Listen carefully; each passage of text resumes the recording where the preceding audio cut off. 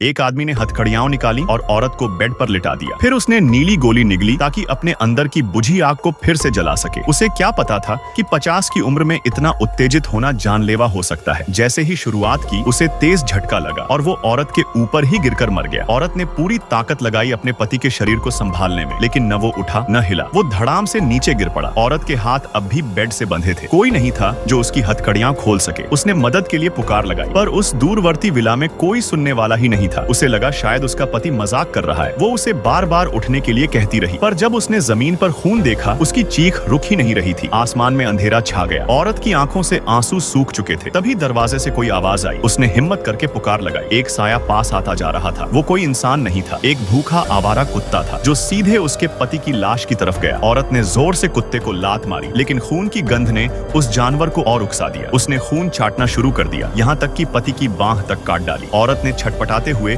एक किताब फेंकी ताकि कुत्ते का ध्यान भटके। कुत्ते के मुंह में अपने पति का मांस देखकर वो फूट फूट कर रोने लगी। तभी बेड पर लेटा हुआ पति उठ खड़ा हुआ। ये क्या था? मैंने तो सोचा कि तुम। औरत ने घबराते हुए उसे सब समझाया, लेकिन जब उसने देखा कि असली पति अब भी जमीन पर पड़ा है, तो वो डर के मारे कांप उठी। दो पति एक ही कमरे में। क्या मैं पागल हो गई हूँ? शायद, लेकिन जब कोई कुत्ता तुम्हारे पति की लाश खा रहा हो तो दिमाग का संतुलन बिगड़ ही सकता है। पति मुस्कुराया। अब खुद को बचाने का वक्त है। औरत की नजर हाथ कड़ी पर गई। उसने हिम्मत करके अपने हाथों को रगड़ते हुए निकाल लिया। अब दूसरी हथकड़ी खोलना आसान था। वो बेड का खंभा तोड़ती है और किसी तरह आजाद होती है। दरवाजे तक पहुंचती है, लेकिन जब पीछे देखती है, वो अब भी बेड पर ही पड़ी है।